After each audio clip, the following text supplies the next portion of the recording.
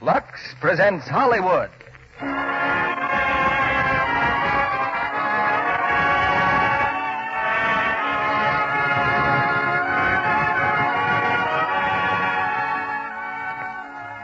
The Lux Radio Theater brings you Tender Comrade, starring Olivia de Havilland, Joan Dupre, and Dennis O'Keefe.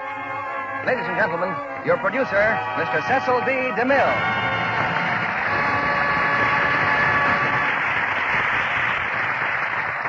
Greetings from Hollywood, ladies and gentlemen. In today's titanic struggle for democracy and freedom, there are many different armies wearing many different uniforms. There are the embattled armies in the field and on the seas and in the air. There are the armies in the factories and on the farms. And there's another great and unsung army in America, the wives who have been left behind to keep the home fires burning. They are the spiritual comrades of the men in arms, tender, unforgettable comrades. And to them our play tonight is dedicated. It's RKO's quite recent and delightful screen hit, Tender Comrade. Starred in our cast are the talented Olivia de Havilland, captivating June Dupre, and a young gentleman whose climb to stardom I have personally followed with great interest, Dennis O'Keefe. In fact, Dennis started his screen career with me, playing a bit part in The Plainsman. We're told by psychologists that when our men come back from this war, they'll bring with them a whole new set of values. I'm inclined to doubt that. They'll have new values, yes, but not a whole new set. Many of the old values will prevail as strongly as ever, and one you can count on is a man's appreciation of a pretty face and an appealing, soft complexion. And so if you are one of the tender comrades with a husband in the service, I think that husband will agree with me when I suggest that you keep steady company with Lux Toilet Soap.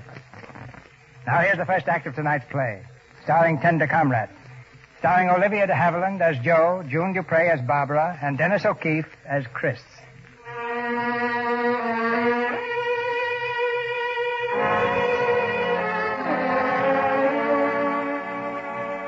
Teacher, tender comrade, wife. I follow fair truth through life, heart whole and soul free.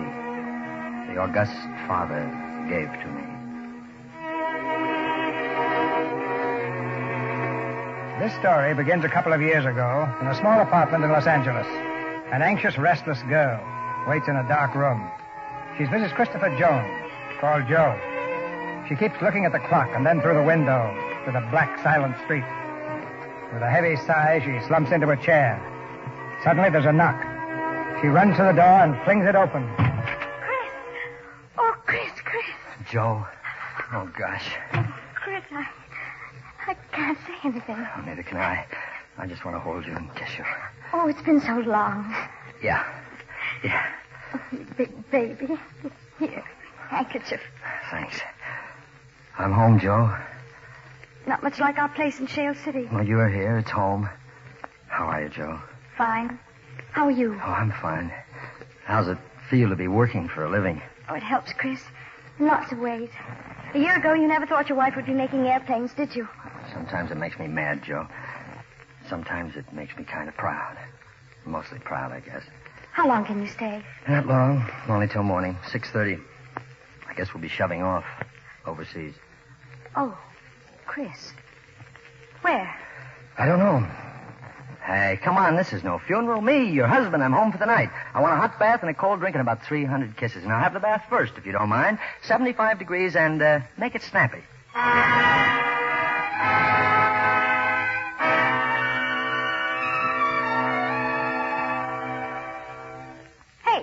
Hey, wake up. Your train leaves in an hour and a half. Now, wake up. Okay. Hey, let go of me. Come on, kiss. Oh, all right. Mushy? How long you been up? Since 3, I couldn't sleep. Boy, oh, boy. Do you know what I'm going to do after this war is over? I'm going to concentrate on being a civilian. I'm going to sleep every morning until 10 o'clock, and I'm never... Hey, what are you looking at me like that for? Nothing. Except that of all the guys I could have married, how did I pick out the homeliest? Fine talk, just fine. Hey, come on, we got to get going.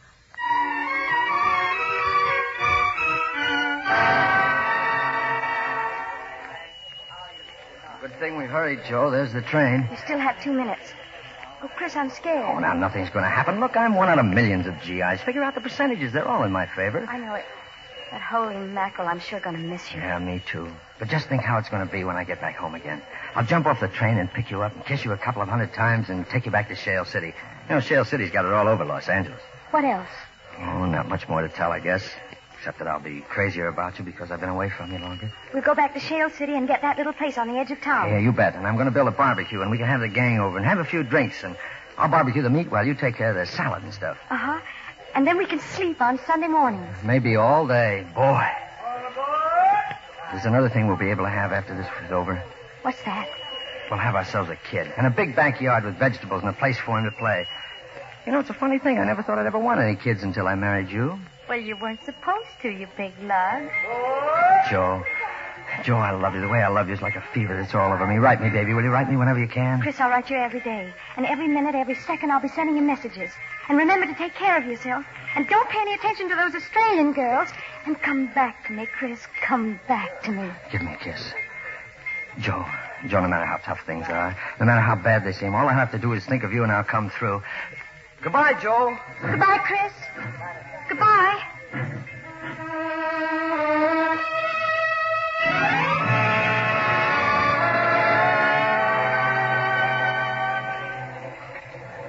All morning I've been dying for lunchtime, so now it is lunchtime as far as I'm concerned. Wait a minute. Here comes Joe. Joe! Hi. Oh, Joe. Well, look at you. What's the matter with me? And don't answer that.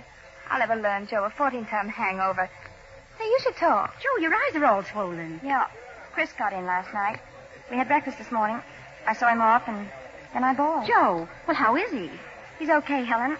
Only he's leaving for overseas. It's funny, I don't even know which sea. Oh, you shouldn't have said that, Joe. That's talking about troop movements. Well, it ought to be safe here. Everybody but you has a husband in the service. Helen even has a son in the army. Doris White. Yes? What have you got on your finger? What? Just a wedding ring. Why, Doris, when did it happen? You little chump. I knew you'd go and pull a trick like that. Well, tell us about it. Well, there really isn't very much to tell. He got in town for an hour, and, well, it took him 45 minutes to propose, and then we went out and got married, and I took him to the train, just like you took Chris, I guess. Oh, gee, Doris. What's your new name? Dombrowski. You traded a name like White for Dombrowski? That guy must be terrific. What's his first name? Michael. I call him Mike. Say, I've got a wonderful idea. Why don't we... Hiya, Barbara. Oh, brother. Hiya. Don't mean to interrupt the coffee clutch. Good morning. What do you say, Barbara? How about that date? I told you before. When you're ready to talk Coconut Grove, I'll listen. Me, I can't get romantic over a bowl of chili beans.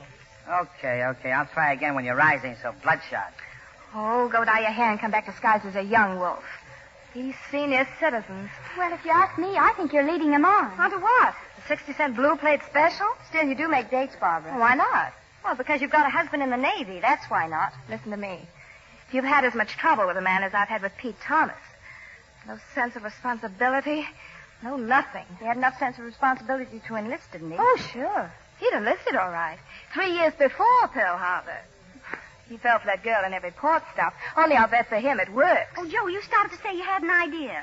Well, I was thinking, why don't we initiate the new bride into our union? War Widows Local number 37. And throw a party. Oh, Joe. Well, except none of us has a room big enough to hold 4 people without using a shoehorn. Well, we could have it in my new place. That is, I'm hunting for a new one, just in case Mike gets a furlough. How much are you planning to pay? Well, I'm paying 20 now. I thought maybe for 35. You still have a rabbit hutch. You know, all of us together, we put out a lot of money for rent. What do you pay, Helen? $22.50. I pay 18. How about you, Barbara? $32.50.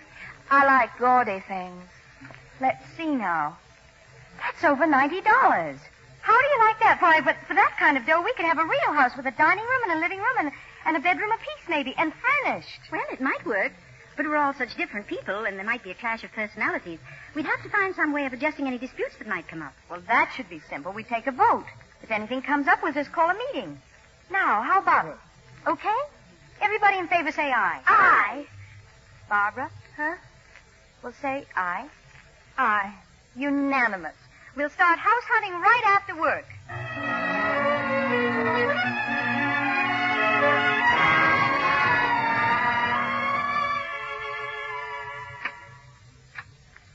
Well, here we are, our new home. And what a dump. Well, naturally, it'll take some brightening up. It's sort of messy. And But it's very nice. for Frankenstein's baths. Oh, a fireplace. Fireplace? I've seen more, 2 bigger holes. Well, my advice now is for all of us to get some sleep.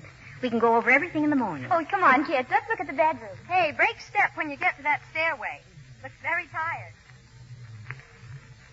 Joe, can I come in? It's me, Doris. Sure, Doris. I'm just getting ready for bed. I was kind of lonesome.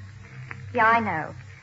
I know how I felt when I first got married. Oh, it doesn't seem like I'm married at all. I just kind of got a first mortgage on him. Tell me about him, Doris. Go on. Have you got a picture? Well, yes, it was taken quite a while ago. Let me see it. Here. Oh? Well, you see, he was just 9 years old when it was taken. Mike was an orphan, and that's the last picture his folks had taken. Oh. Where'd you meet him?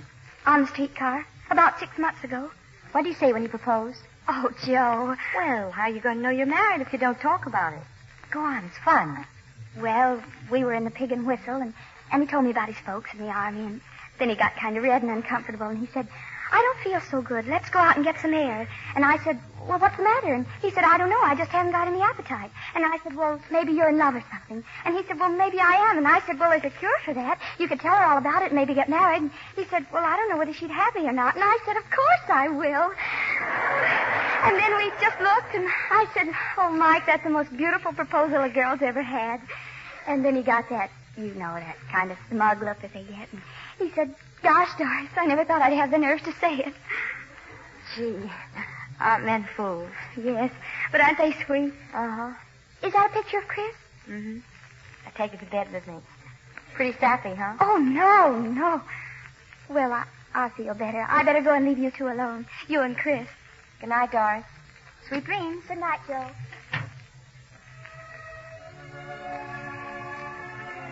Yes, Chris. I'm lucky. At least I've got a picture of you. Such a nice picture. Did you hear us gabbing away just now? It's nice they're married, Doris and Mike. Remember about us, Chris, and how we decided to get married? I was in the backyard, sitting in the hammock trying to dry my hair. Gosh, it was a nice day.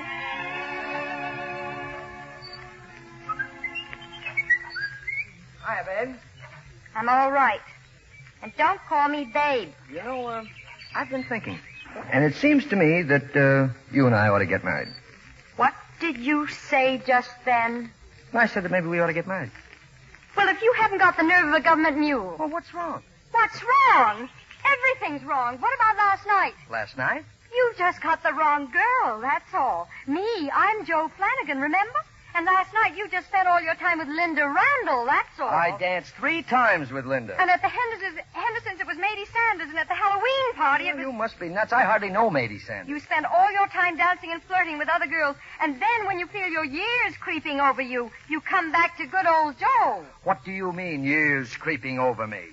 And as for coming back to you, I never left. I'm just trying to tell you that I know what you're trying to tell me after wolfing around every girl in town. I didn't do any wolfing. You did so.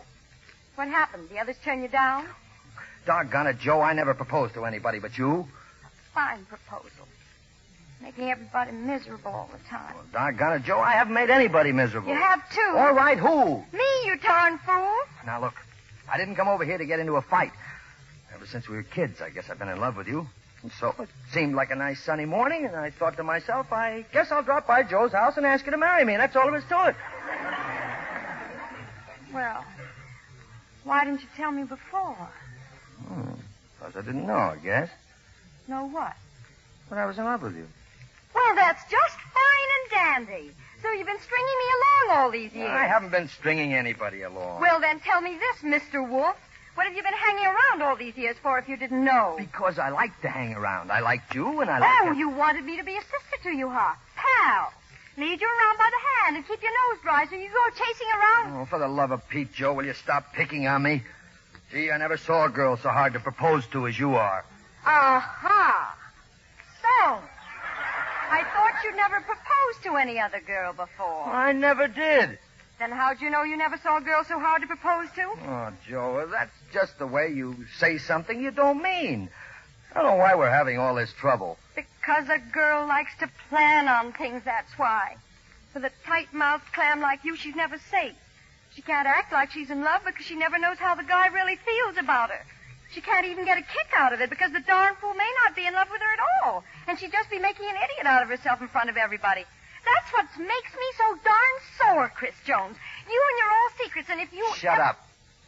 I'm sick of hearing you holler like that. Holy mackerel, what a crab you're going to be in 5 years. I am not. I said shut up. Okay. Now, there's only one question up between us, and you can answer it with one word, and this is the only time I'll ever ask it. Now say it, one word and no more.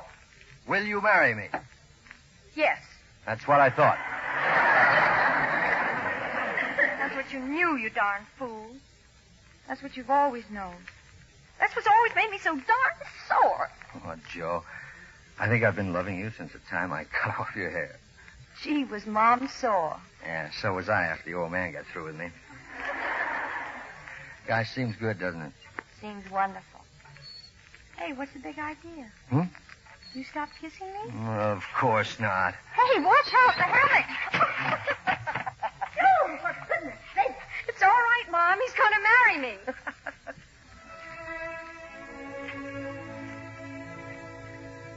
Yes, Chris. I get scared stiff every time I think how close we came to not getting married. Good night, Chris. Good night, darling.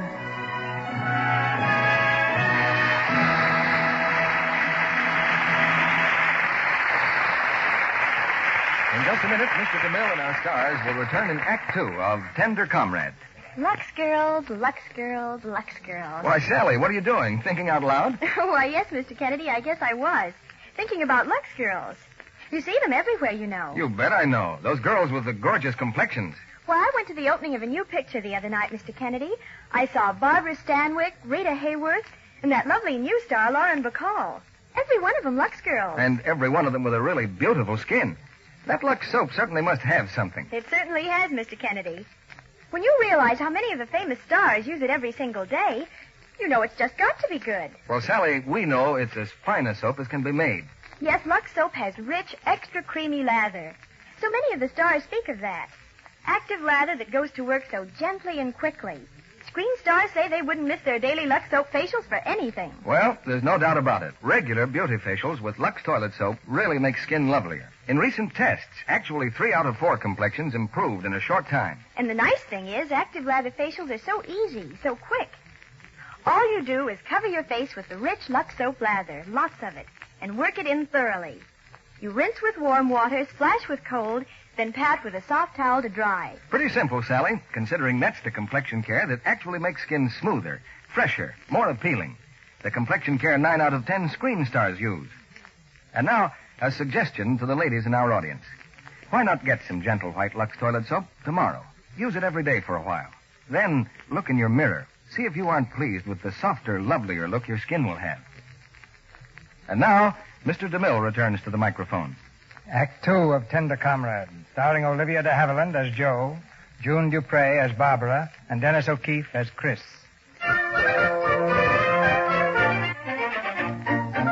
It's Sunday morning in the headquarters of War Widows Local, number 37. And Joe, Barbara, Doris, and Helen are firmly entrenched in their new home. But to girls like these, welding a seam or driving a rivet is far easier than housekeeping.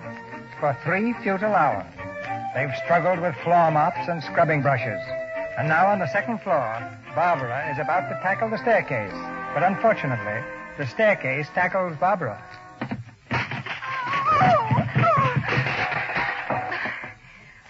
Look, I'm a commando. Oh, Barbara, what a mess. Honestly, haven't any of you ever kept house before?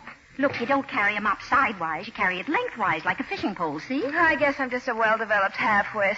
Oh, why don't we admit it? We've been working for hours, and the place looks just as bad. Housekeeping just isn't our racket. But what can we do? Well, we work 8 hours a day as it is. If we have to work another 8 hours to keep this dump going, we may as well be back where we were. Well, we signed a lease, and we're stuck with it. No. We need a housekeeper. A housekeeper? Oh, wouldn't that be wonderful? Here. What do you think of the idea, Helen? Judging from what I've seen, it's the only idea. Okay, we'll take a vote. Everybody in favor say aye. Aye. Motion carried. We get a housekeeper. Somehow.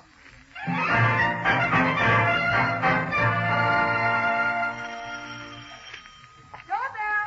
I'll get it. Yes? My name is Mrs. John Canby Lodge. Yes. You advertise for a housekeeper? Oh, yes. Won't you come in? Thank you. In here, please. Before I was married, my name was Manya Bodenheimer. You may call me Manya. All right. I'm Joe, and this is Barbara, Helen, and Doris. Girls, this is Manya. How do you do? Well, have you had any experience in this kind of work? I have kept house for my father in Dresden. He had 8 little ones. That gave experience. And, references? I am afraid, no. In this country, I'm just beginning to work. Well, there are a few, we'd like to know what your salary will be. My salary? It is like this. I am not Jerry's citizen, so I cannot work in the warland. But you work in the warland. If I help you, I help the war just the same. Is that not right? Well, I think it is. Your husbands are in the army fighting against Nazis. So is my husband. That makes us one. How then you think of money? Well, perhaps we'd better talk it over first. I wonder if you'd mind waiting in... I'll wait in the other room. Well, gee, after what she said about being Look, done... why don't we take our cash after the rent and groceries are paid and split it 5 ways? Well, even that wouldn't be as much as she could make someplace else. Well, I think it's a good idea. Why don't we vote on it? Okay. Everybody in favor says aye. Aye. Okay. War Widows Local, number 37, expands its membership to 5. Manya! Yeah? You're in.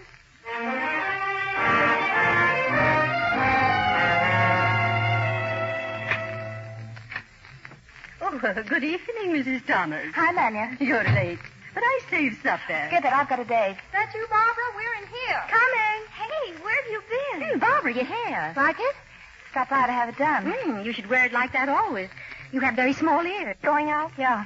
With a man? As far as I know. He'll be here any minute. Who? Oh, you know, that moth-eaten Don Juan who's been pestering me. Well, I don't think you ought to go. Neither do I. For the love of Mike, why not? Well, I just don't think we ought to start having a bunch of old men hanging around the house.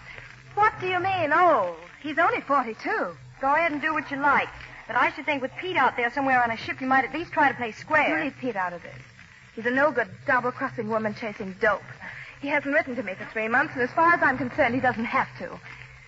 In the meantime, if some slap-happy old goat wants to take me out, I'm just the girl to oblige. All the same, you'll be sorry sometime. Why? Well, good golly, if you married the guy, you must have loved him. And the least you can do is be on the level when he's out fighting. Sure, I know you want to go out, but so do I. So it just occurred to me that this is none of your business. Let's take a vote on it. All in favor of me taking care of my affairs, say aye. All right. You win. Excuse me, ladies, but I think I forget to tell you. I am quitting the butcher. Quit Mr. Johnson, but why? Because he is a black market. Manya. Yes, ma'am. I tell him 1 pound of bacon because that is all we have stamps for. And when I get home, I have 2 pounds. Manya, he's probably just trying to be nice to us. Nice to us, yeah. But is it being nice to the other people? Is it being nice to my John, who is in the United States Army fighting the Nazis? No, it's not nice. Tomorrow I tell him something, believe me. Manya's right, of course. Look, what difference does a pound of bacon make? This joint's getting so mauled, we're all afraid to take a deep breath. Man, bacon, gab, gab, gab. Anybody who goes to a black market is a heel, and you know it. Oh, relax. If you want the truth, to me, rationing is one beautiful pain in the neck. Barbara, you should be ashamed. Now, wait a minute. You gals jumped on me the minute I came in the door. Now, I'm telling you something. I've been listening to this kind of gabble for 3 weeks, and sisters, I'm plenty sick of it. Rationing? Sure, I'll be rationed. I'm going to be, but that doesn't say I like it. Who said we liked it? Let me finish. We're rationed so a lot of foreigners can have it. And while we get pushed around at home, our guys are out there fighting in places they never even heard of, fighting for a lot of foreigners. Barbara. What is the truth, and you know it? You're talking just like Berlin. Every time you even think those things, you're double-crossing your own husband. Oh, I am I? How can we mind our own business when somebody blackjacks us in a dark alley and we've got a Pearl Harbor on our hands? Sure, we make mistakes. You want a country where they won't stand for a mistake? Go to Germany, go to Japan, and the first time you open your mouth like you did just now, you'll find a gun in your face. You're the kind of people Hitler counted on when he started this war, and by Jiminy, as long as you're in this house. Sorry, honey. That's my date. Saved by the bell. Phew. Warm in here, isn't it? I wish I'd slugged it.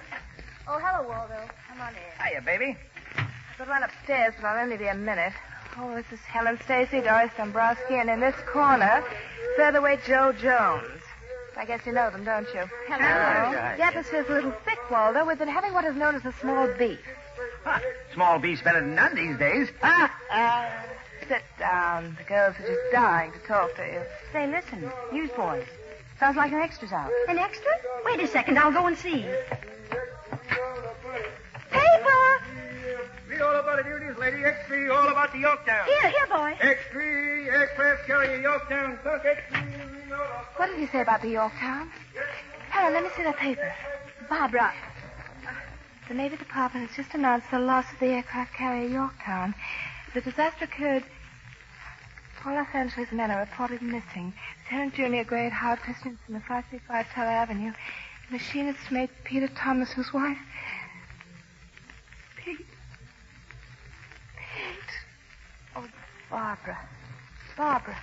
I'm all right. Waldo, if you don't mind, I guess I won't be going out. Sure. I'll go. If there's anything I can do, Since I was a kid, I wanted to be an actress.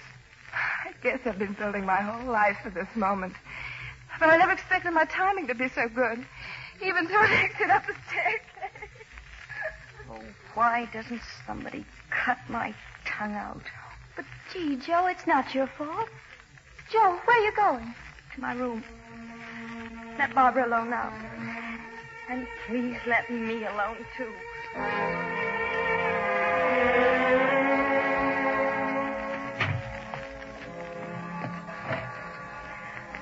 Oh, Chris. You're not very proud of me right now, are you? Barbara. That poor kid. Why do I have to always shoot off my mouth? And I promised you I wouldn't. I promised. You remember, don't you, Chris? That night we had our first argument.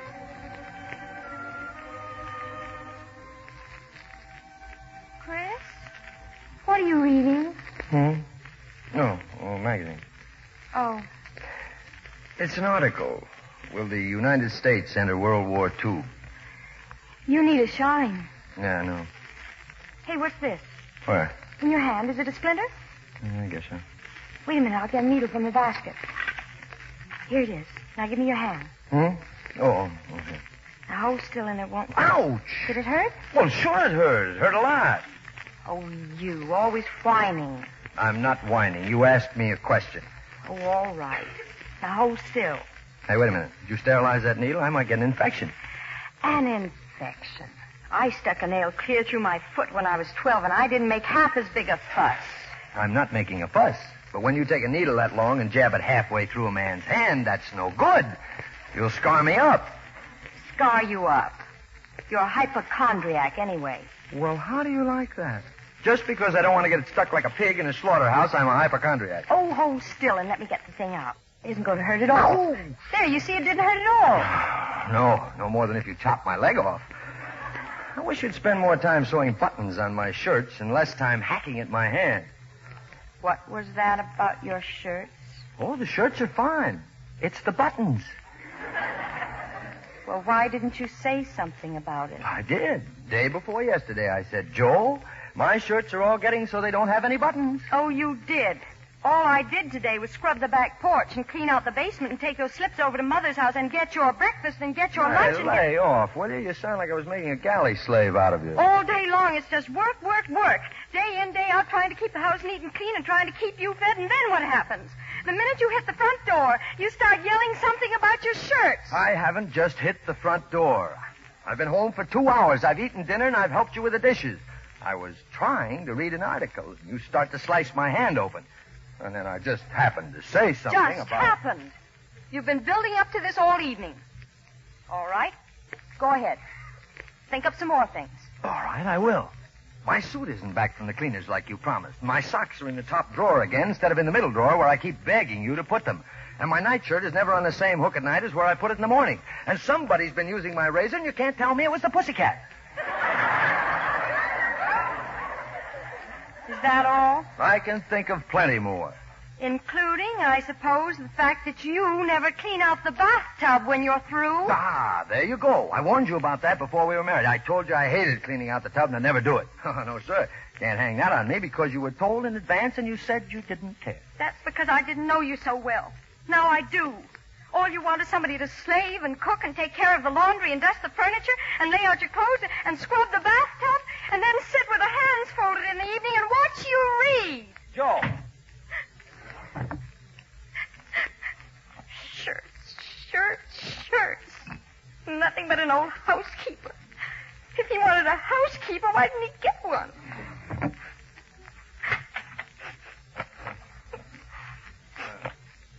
What are you doing? Sewing the buttons on your darned old shirts. All right, Joe. Let's have it. Have what? Let's have what the trouble is. Come on, if you're sore, I've at least a right to know why. All right. I'm sore because I never get to see you anymore. Well, nights I haven't been home, I've been working, you know that. Well, haven't you got spunk enough to tell them to get somebody else to put in all that overtime down there? I volunteered for that overtime, Joe. You volunteered? Mm-hmm. Well, now I am getting mad. I volunteered because I'm thinking about you. You're taking on all that overtime because you're thinking of me? Yes. Okay. Why? Well, you heard the news about the British being thrown back toward Dunkirk. Sure, I heard it. So what? So sooner or later we're going to get into the war. That means that, well, I may have to go. And so I want some money saved up so that you'll be okay until I get back. That's why I'm grabbing all that overtime. What do you think I am, Chris Jones? An idiot? I think you're a cute kid. You think I'd trade one evening with you for all the money you could possibly make down at that darned old plant? Well, I'm sorry, Joe, but I'm making sure my wife's got enough dough to see her through. Your wife. You talk as if I was a horse and you had to lay in a supply of hay. Well, I'm just old-fashioned enough to think that you... Look, you want money? Okay. I'll go out and get a job and we can just stack it up in the bank. Higher and higher and higher. Until we've got so much we'll never see each other. Oh, now, there's no reason to fly off the handle. Either you give up this night work and spend your evenings with me, or I'll go out tomorrow and get a job. You'll do nothing of the sort, Joe. I will so, and you can just make up your mind to that right now. Do you mean that? You bet I do. Okay, you win. You mean no more night work? No more. Oh, Chris. I didn't mean to be so ornery. But you make me so darn mad. Don't you see, Chris? I don't want money. I want you. Yeah, I guess that's the way I feel, too. Oh, Chris. I'm sorry I hurt your finger, and I'm sorry I get mad so all of a sudden, and I'm sorry. Well, I won't do it again. That's a promise. I'll count up to 600 or something. I simply will not fly up like that anymore. Okay. Only don't get too perfect. I kind of like you the way you are. Perfect. Don't get too perfect, you said. You'd think I'd have learned my lesson that night, Chris, but I didn't. I fell down on you tonight terribly.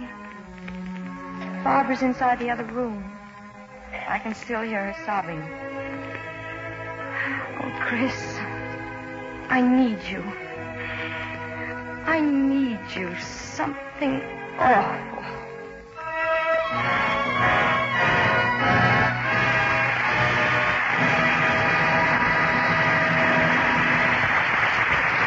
We pause now for station identification. This is CBS, the Columbia Broadcasting System.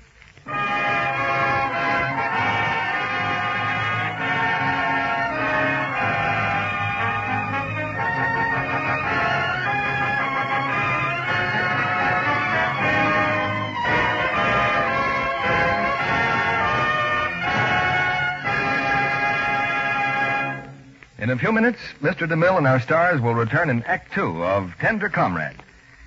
Was there ever a girl in love who didn't sometime or other ask this question? Come on and tell me, Jim. What was it made you fall in love with me? And 9 times out of 10, the answer goes something like this. Well, gosh, honey, I don't know exactly. There's something about you, that's all. You're so sweet. You see, it's often hard for a man to put into words the way he feels about the girl he loves. But when he says she's sweet, among other things, it's pretty sure to mean that she has the all-important feminine charm that women call daintiness. Men just know it makes a girl nice to be close to. Here's what a famous screen star, Ida Lupino, says. Without perfect daintiness, no other charm counts. And she gives you a tip. It's so easy to make daintiness sure. A daily Lux Soap beauty bath does the trick. The creamy, fragrant lather leaves skin really fresh, sweet. Yes, charming women everywhere have discovered that their complexion soap, Lux Toilet Soap, makes a delightful bath soap, too. They love the luxury of this satin smooth cake, the delicate clinging fragrance it leaves on the skin. They love the way it lathers, even in hard water. Yet Lux Toilet Soap is thrifty, too. Each cake can be used to the last thin sliver. So, for a real beauty bath, use the soap that's luxurious, yet inexpensive. The soap 9 out of 10 screen stars prefer. Hollywood's own beauty soap. Why not get some fragrant white Lux Toilet Soap tomorrow? Now, Mr. DeMille returns to the microphone. We wish you could meet tonight's stars in person, but as the next best thing, we want you to join us after the play for a brief chat. Now, here's Act 3 of Tender Comrade, starring Olivia de Havilland as Jo, June Dupre as Barbara, and Dennis O'Keefe as Chris.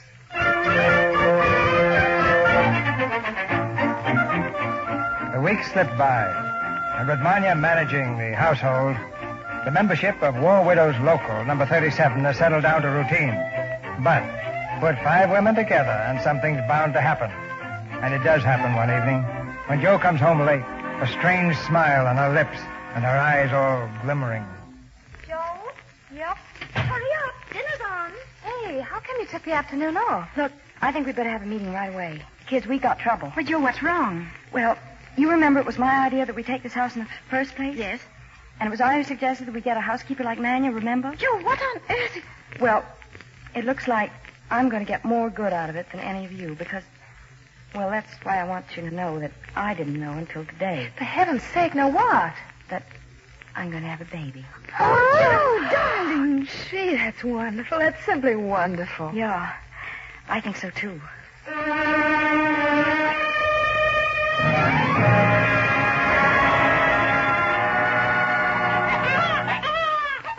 Well, Mrs. Jones, how do you feel?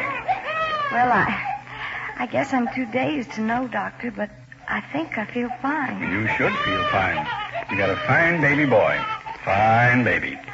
Now, what's the young man's name going to be? Well, I guess the same as his father. Christopher, huh? Christopher Latham Jones, Jr. Oh, what camp is Mr. Jones in now? I don't know. He's overseas, Doctor. Oh, well, he'll have a fine surprise for him when he comes back, won't he? You said it. Well, I guess you and your son would like to be alone for a while. Oh, Doctor, can we? I mean, can I have him? I don't know who has a better right. Here we are. You can have him for 10 minutes. Gosh. Oh, gosh. Just look at you. Your pop's here, too, young fella. Sure he is. See? That's his picture there. Chris, are you glad? Please be glad. Oh, I know. We were going to be so smart, weren't we? Remember that time we talked about babies? I was busy in the living room, and you came barging in.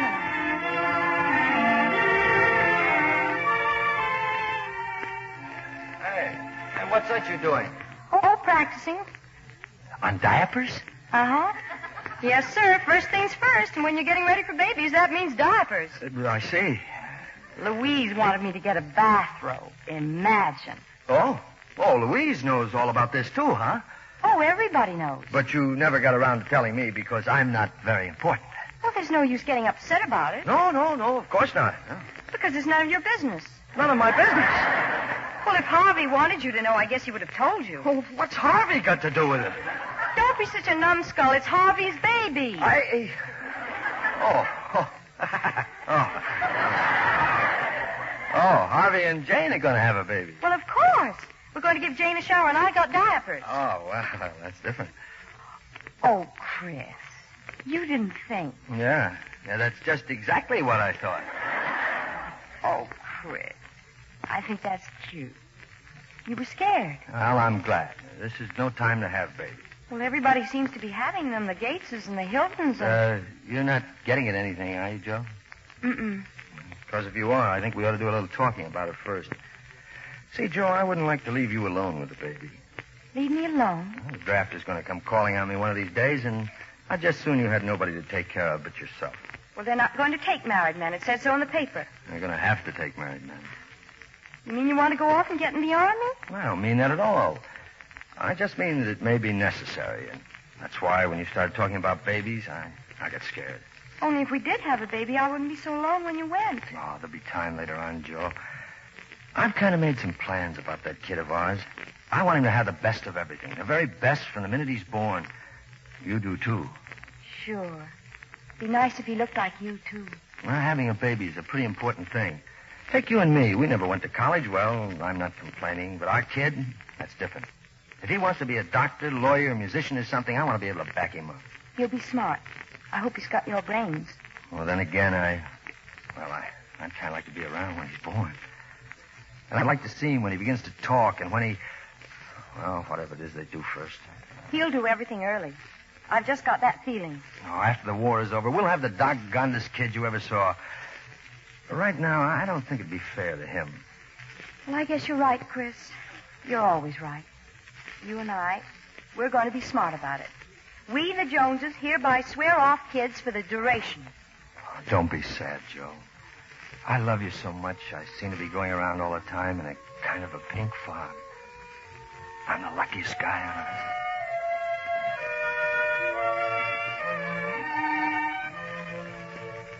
And here he is, Chris. Your baby. That post-war genius of ours. He's here. And you're heaven knows where. Oh, but he's nice, Chris. What's the matter, you? Yeah, just like your old man, hollering before you're hurt.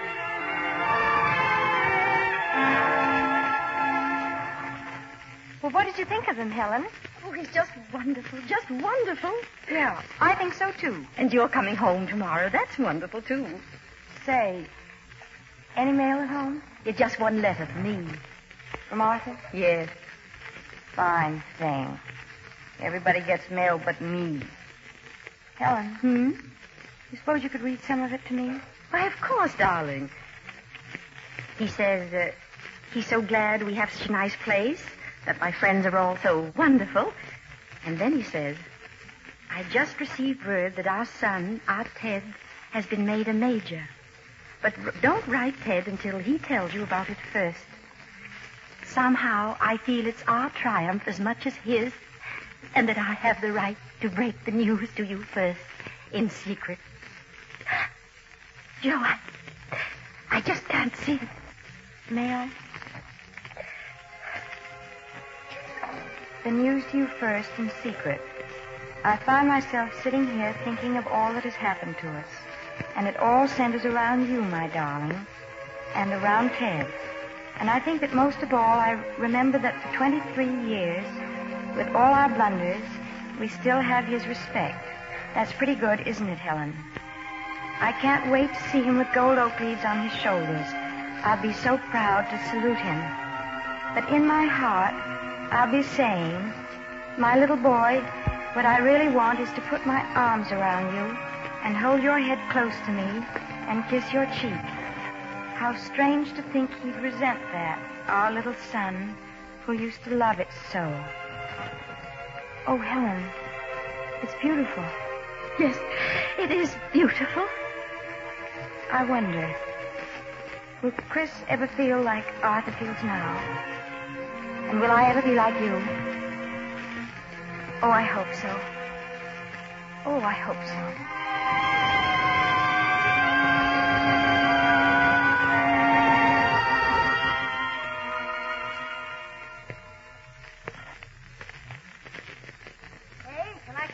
You better come in. I've been waiting for you. You look swell, Joe. But who cares about you? Where's the baby? The doctor wants him to sleep in Manion's room downstairs till I can get up. Doris and Helen are with him now. Well, Joe, we've both had good luck. I've got a boy and I've got a husband. Barbara. Pete's alive, Joe. He's safe. Oh, I'm so happy. He's in a hospital in Honolulu. He's going to be okay. Oh, I'll never be able to tell you how sorry I am for blowing up at you that time. Oh, don't be sorry, Joe. I deserved it.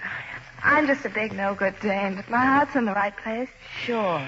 Gee, I always swore I'd never knuckle down to any man. Especially a guy like Pete, always making passes.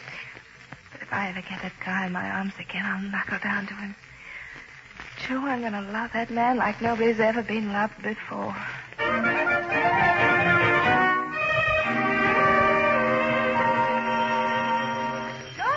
I'll get it. Oh, you'll sit right where you are. You've only been up for a week, so take it easy. Well, okay, boss. Coming. Hello, Doris. Mike. Oh, Mike. Well, aren't you going to kiss me or anything? Oh, Mike. That's more like it. Can I come in? Who is it? Oh, why didn't you let me know you were coming? I can hardly believe my eyes. It's you, Mike. Those your friends? Oh, well, here he is. Well, why don't you say something? Oh, this is my Mike. We had a slight hunch. This is Joe Jones, Helen Stacy, Barbara Thomas. Hello. How do you do? Well, this calls for drink. Except all we got is wine. Well, I don't think I'd care. Well, why don't you take off your coat and make yourself at home? Well, you see, When a man gets home, he likes to take his coat off, and this is your home. You must be hungry. Do you want me to make you some sandwiches? No, thanks. You see, Now, take off your shoes and just relax. Here, Mike. Here, take a slug. Gee, I wish it was something stronger. Thanks. I do think you should have something to eat. Hey, we ought to have a fire in the fireplace. Well, some people say it takes a heap of living to make a house a home, but I say it takes a bright fire and a good-looking man. Here's a magazine, Mike. Oh, he doesn't want to read. I think you ought to have a nice warm bath. Must want something, poor boy. Well, all right. What do you want, Mike? Well, I thought A cigarette? Thank you. Food. You certainly can eat, can't you, Mike? Well, I guess so. Molly made some stuffed cabbage. Look, why don't each of us cook the thing we make best? Doris and Mike will be our guests. Oh, that's wonderful. I'll do abalone steaks. Arthur used to just love them. With stuffed cabbage? Well, Pete's crazy about baked oysters. He just can't get enough of them. With stuffed cabbage? Don't you think there's a little too much fish? Oh, No, the oysters and the stuffed cabbage will be kind of an hors d'oeuvre, and then the abalone steaks. Okay. I'll make the dessert. Pumpkin pie with whipped cream. With stuffed cabbage.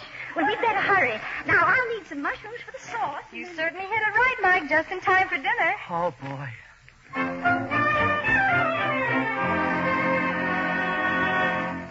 How are they doing in there, Manya? Such an appetite I never saw. 3 stuffed cabbages. And he's on his second abalone steak now. I wonder where he puts it all. Well, they ought to be ready for their dessert pretty soon. Those poor boys get such plain food in the army. It's a pleasure to see him. I'm going in and watch. Joe. Just for a second. I'll only stay a second. Gosh, they're cute. Hi. Well, Mike, if you behave yourself, I'll let you hold my baby for his bottle. He'll be waking up soon. Well, gosh, that'd be swell. Well, I don't let everybody... Hey, what goes? Huh? The fireplace. Oh, gosh. It's full of fish. The fireplace is full of abalone. Oh, Mike, you poor kid. You don't like fish, do you? I didn't know where to put it, and I just put it in the fireplace. Oh, Joe, it's been just terrible. Fish makes him sick. He doubles up and gets the bends. Stuffed cabbage, too. Now, don't think a thing about it. If we hadn't been such darn fools, we'd have asked him what he liked in the first place. You see, Mike, you're in a kind of funny spot. Tonight, we all got the idea you're our husband, and we've been cooking the things our husbands like. Oh, that's okay. Only I guess I better clean out the fireplace. Look, I've got pumpkin pie with whipped cream for dessert. Now, do you like it? Now, tell the truth. I'd love it. Good. Coming! Now, look, kids, I'll clear these things off and nobody will know about it, and I'll serve the dessert right away. Then I'll make some sandwiches later on and stack them in the icebox for you, okay? Oh, Joe, I'm so glad you understand. But first, I better get that door. Yes? Telegram from Mrs. Christopher Jones. That's me. Sign here, ma'am. Thank you. The Secretary of War desires me to express his deep regret that your husband, Staff Sergeant Christopher Latham Jones, was killed in action on the 12th of May, 1943 in the South Pacific. Joe, who was it? Nothing, Doris. Nothing. Where are you going? Just upstairs for a minute. I thought I heard baby. Baby.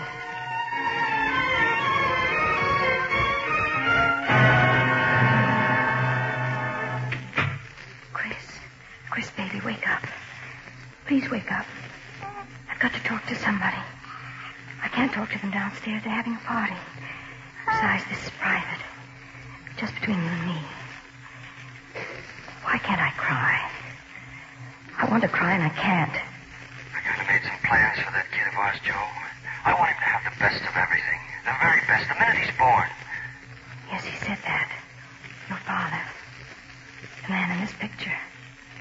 The man who went out and died so you could have a better break than he had. Remember him as long as you lived. He didn't leave you any money. He didn't have time to. He only left you the best world a little boy could ever grow up in. He bought that for you with his life. So as long as you live, don't ever let anybody say that he died for nothing. To be free to live with you. Enough food, our own home. That's what the war's about, I guess. He died for something wonderful. And if you ever betray it, or if you ever let anybody talk you out of it, or fight you out of it, you may as well be dead, too. So hang on to it, little Chris. Grab it right out of your father's hands and hold it tight forever. Hold it high and proud. Well, back to sleep to you, baby. Back to bed. I've got to go downstairs now. And you, Big Chris, don't worry, darling. We'll come through all right. We'll come through.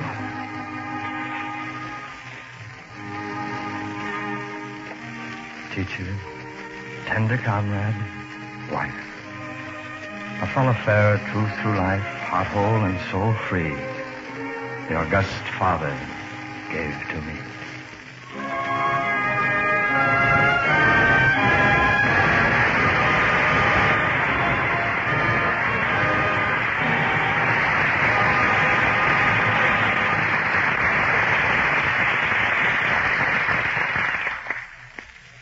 Once again, it's curtain call time. And we invite to the footlights our trio of stars. Olivia de Havilland, June Dupre, and Dennis O'Keefe. With our thanks for an excellent performance. I might add that this is Olivia's first appearance on the air after visiting our soldiers for 7 weeks in the South Pacific. So you're a tender comrade in real life, Olivia. Well, the payoff is I had to go and catch pneumonia, and the soldiers ended up by visiting me. You know, this is the first appearance of June Dupre in our theater, and a very welcome one. Thank you, Mr. DeMille. Did I do all right? All right. You were perfect, June. You know, you were pretty good yourself, CB. Well, thank you, Dennis. Thank you. Well, look, perhaps you were a little nervous, but it takes time to get your confidence here. I have a personal cure for nervousness, CB. LUX toilet soap. LUX toilet soap? How do you figure that out, Olivia? Well, a girl just naturally has more poise and self-assurance when she looks her best. I know I do. I agree with Olivia. I know I couldn't be without LUX toilet soap. Yeah, me too. You use LUX toilet soap, Dennis? Mm-hmm. Every Saturday night.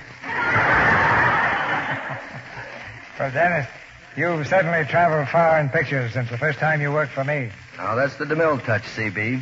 In fact, it's more than a touch. It's a very generous boost. What are you boosting on LUX next week, CB? Oh, we have another exciting treat next Monday night, Olivia.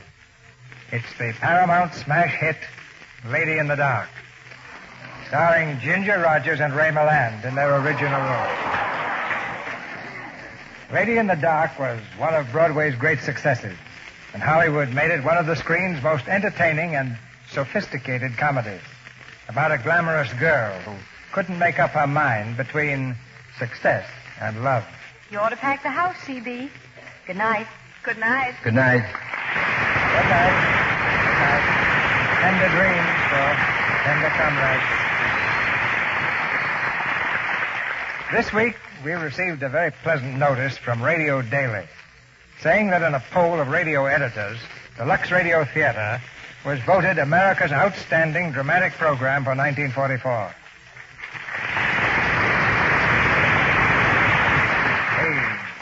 We thank you, and we thank the editors who participated in this poll and promise that we'll do our best to continue to be worthy of this honor.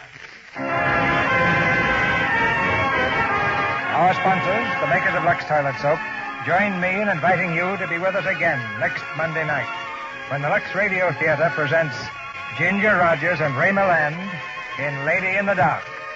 This is Cecil B. DeMille saying good night to you from Hollywood.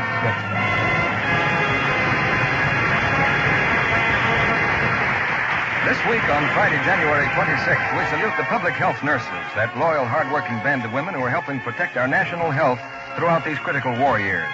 Housewives, too, can help America at war by saving all waste kitchen fats and greases. Strain them into a clean can and rush them to your butcher.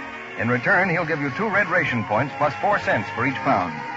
Tender Comrade, from an original screenplay by Dalton Trumbo, was presented through the courtesy of RKO, producers of Experiment Perilous. Olivia de Havilland will soon be seen starring in the Paramount production The Well-Groomed Bride. June Dupre is currently appearing in RKO's None But the Lonely Heart. Dennis O'Keefe will shortly be seen in Hal Wallace' production The Affairs of Susan. Our music was directed by Louis Silvers. This program is broadcast to our fighting forces overseas through cooperation with the Armed Forces Radio Service. And this is your announcer, John M. Kennedy, reminding you to tune in again next Monday night to hear Lady in the Dark with Ginger Rogers and Ray Milland. 24 points for butter. Oh, whatever will I do? Use Creamy Spry for cakes and pies. It takes only 2. Yes, ma'am, Spry's still to buy. Use Pure Spry shortening for all baking and frying. Use it, too, instead of butter for white sauce and for vegetables. Spry helps solve your ration problem. Gives you more delicious foods. Tomorrow, get Spry. S-P-R-Y. Be sure to listen in next Monday night to the Lux Radio Theater presentation of Lady in the Dark with Ginger Rogers and Ray Milland.